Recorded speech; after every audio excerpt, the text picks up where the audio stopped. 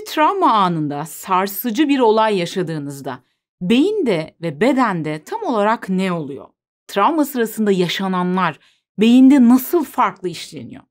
Neden travmatik bir olayın ardından yıllar geçse bile bazen sanki aynen o anı tekrar yaşıyormuş gibi hissediyoruz? Travma anında beynin ve bedenin doğal tepkilerini bilmek, bunlarla karşı karşıya kaldığınızda baş edebilmenizi kolaylaştırır. Ayrıca çözüm bulamadığınız bazı kronik durumları daha iyi anlamlandırmanıza yardımcı olur. Çünkü sadece bu tepkileri anlamlandıramamak bile, örneğin travmatik bir olay anında kalbinizin sıkışması, yabancılaşma ya da titreme gibi bedeninizin ve sinir sisteminizin son derece doğal tepkileri karşısında dehşete düşmenize yol açabilir ve başlı başına bu dehşete düşme hali, bu anlamlandıramama hali bile sizin için ayrı bir travmatik deneyim olabilir. Panik atak kaygısı ya da kaygının kaygısı dediğimiz durumlarında sebebi çoğu zaman budur. Kişi ilk kez bu anı yaşadığında o kadar sıra dışı ve anlamlandırılamaz gelir ki ona, dolayısıyla kişide ya bir daha aynı şeyleri yaşarsam kaygısı oluşmaya başlar. İşte bu videoda bugün beynimiz ve bedenimiz travmatik durumlarda nasıl tepkiler veriyor ve bunları nasıl işliyor, bunları konuşacağız. Travma terapisti David Berceli, travmayı baş etme mekanizmalarınızı alt üst eden herhangi bir olay olarak tanımlar. Dolayısıyla bir olayın travmatik olup olmadığı kişiden kişiye göre değişebilir. Aynı olayı yaşayan 3 kişiden bir tanesi travmatize olabiliyorken bir diğeri etkilenmeyebilir, bir diğeri ise bu olaydan güçlenerek çıkabilir. Aslında herhangi bir olayın travmatik olup olmayacağını belirleyen faktörlerden bir tanesi beynimizin onu anlamlandırabilmesi, yani işleyebilmesidir. Gün içerisinde pek çok deneyim yaşarız ve beynimiz bu deneyimleri bir şekilde kodlar, işler, anlamlandırır ve ardından yerine kaldırır. Ancak travmatik olaylarda bu süreç biraz sarsıntıya uğrar. Travmatik olayları diğer günlük olaylar gibi kodlayamaz, tam anlamıyla işleyemez.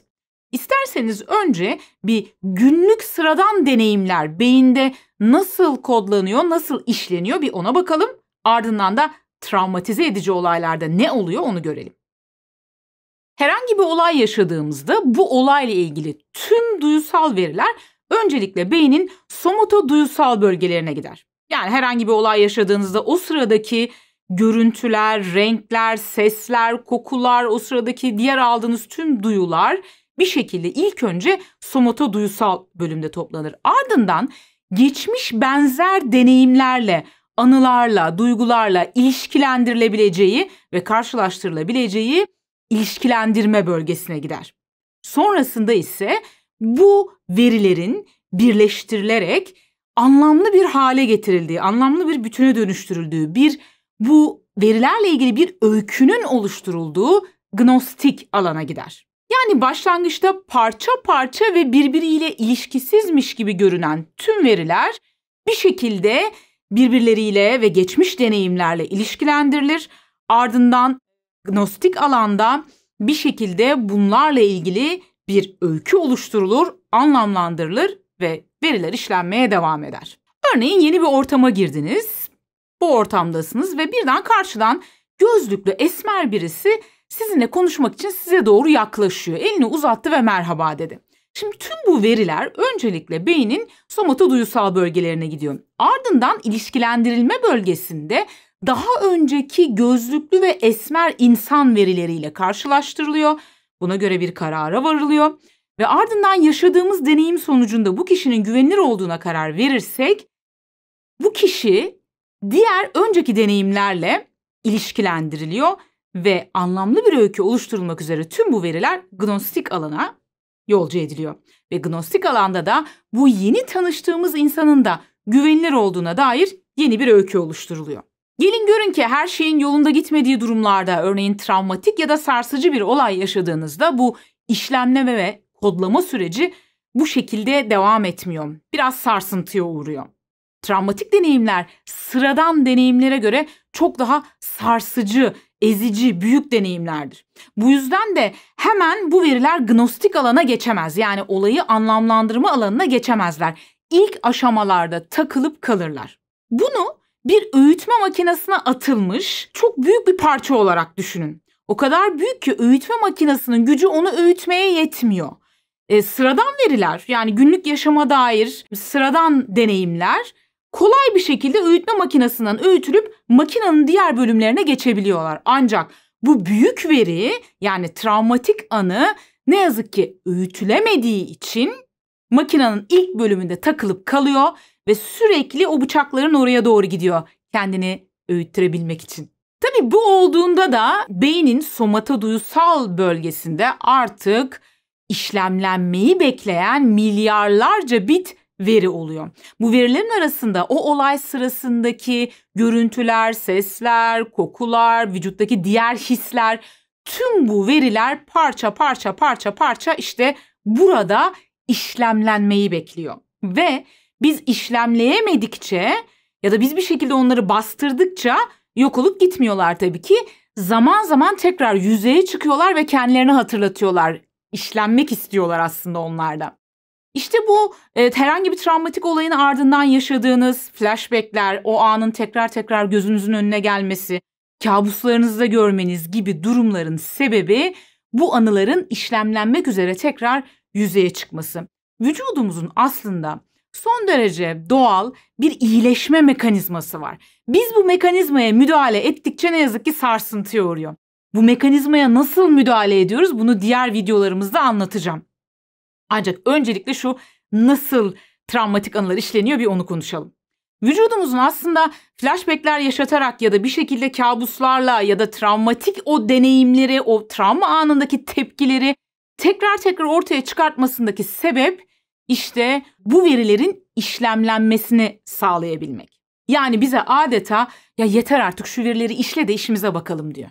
Bazen de beynimizdeki bu işlenmemiş verilere benzer başka verilerle karşılaştığımızda tetikleniriz.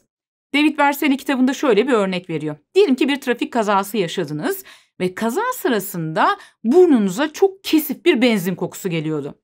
Sonrasında bunu siz hatırlamasanız bile bir şekilde o veri beyne gitmiş oluyor. Ve siz sonrasında bir benzin istasyonuna girdiğinizde mesela benzin kokusuyla karşılaştığınızda beyniniz tekrar o travma tepkilerini tetikleyebilir. Ve siz anlamlandıramadığınız bir şekilde birdenbire kendinizi daha gergin hissedebilirsiniz. Belki bunaltı yaşayabilirsiniz, titremeye başlayabilirsiniz. Gün içerisinde karşılaştığımız bazı olaylar, sesler, görüntüler, kişiler, tatlar, dokular, hisler bir şekilde geçmişte yaşamış olduğumuz bir travmayı tetikleyebiliyor. Ve biz çoğu zaman travma anındaki bu verilerin çok da farkında olmadığımız için, daha doğrusu gnostik alana kadar gelemediği için bir şekilde neden bu tepkileri verdiğimizi anlamlandıramayabiliyoruz. Ancak aslında beynimiz bize işlenmemiş bir travman var ve bununla ilgili bir şey yapmalısın diyor bu sırada. İyi hoş da ne yapacağız, nasıl bu travmayı işleyeceğiz diyebilirsiniz. Travmatik deneyimlerin çoğunda uzman bir psikoterapistle beraber çalışmak çok daha güvenli olacaktır.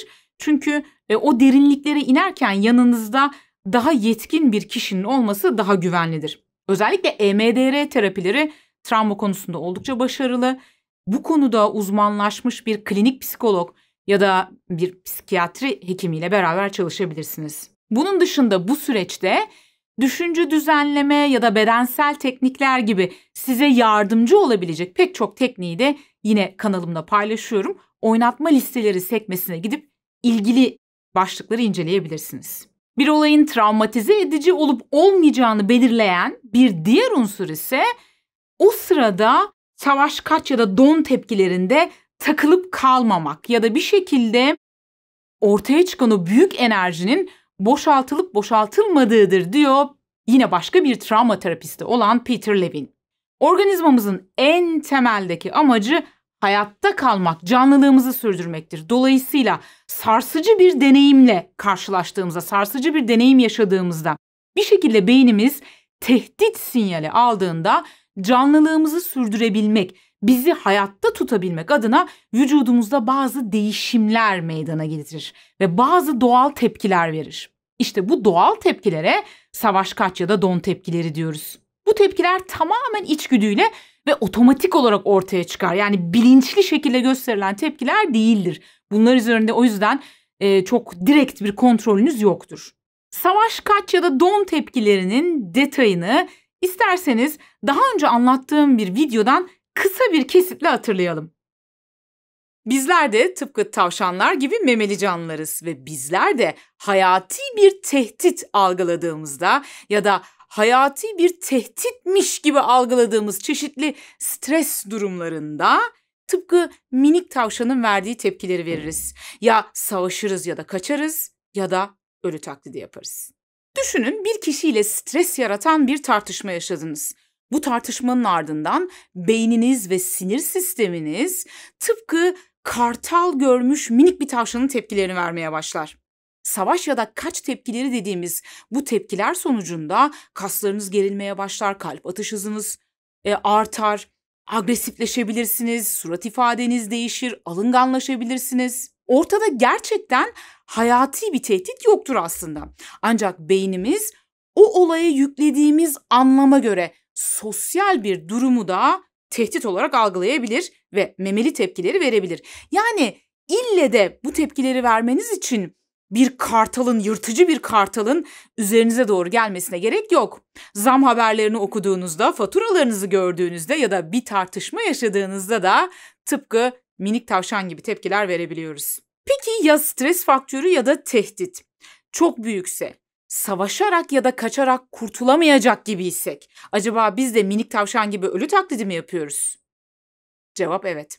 Diyelim ki çok travmatik bir deneyim yaşadınız. Başınıza gerçekten kaldırmakta zorlanacağınız bir olay geldi.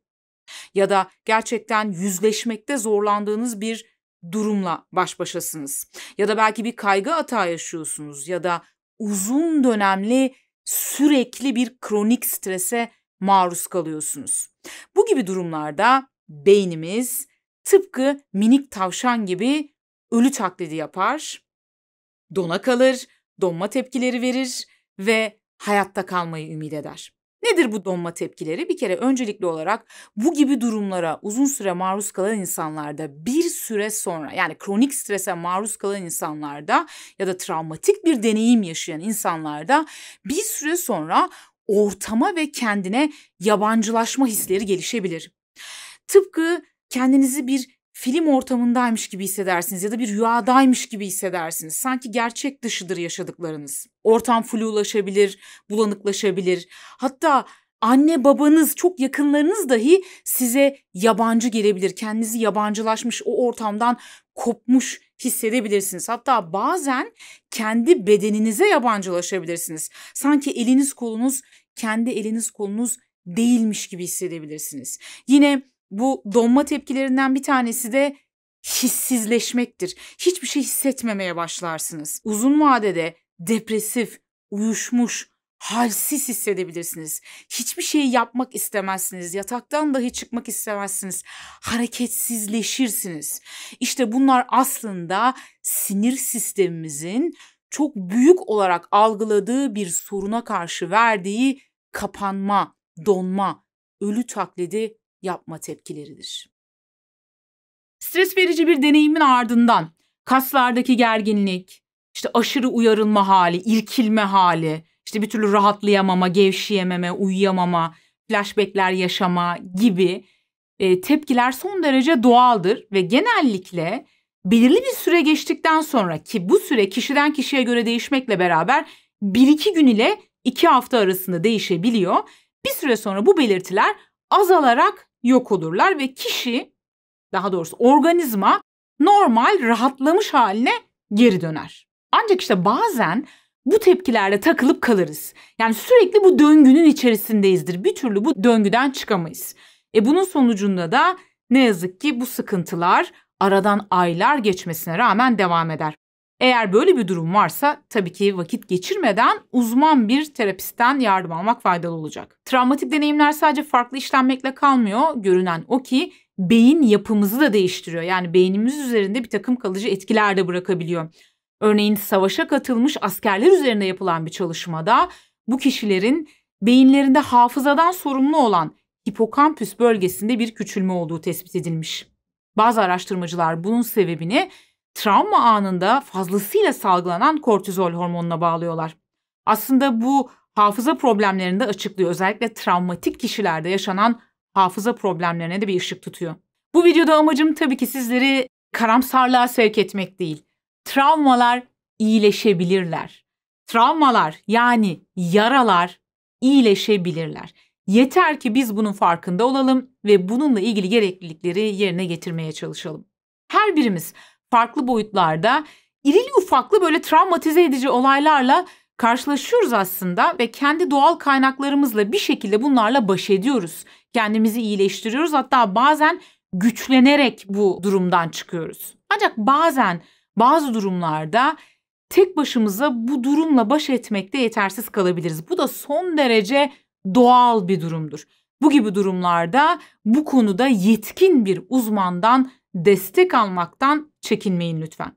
Travmayla baş etme yolculuğunuzda size destek olabilecek yine bedensel ve zihinsel bazı teknikleri sizlerle bu kanalda paylaşmaya devam edeceğim. Eğer bu videolardan haberdar olmak istiyorsanız kanala abone olmayı ve bildirim zillerini açmayı unutmayın lütfen.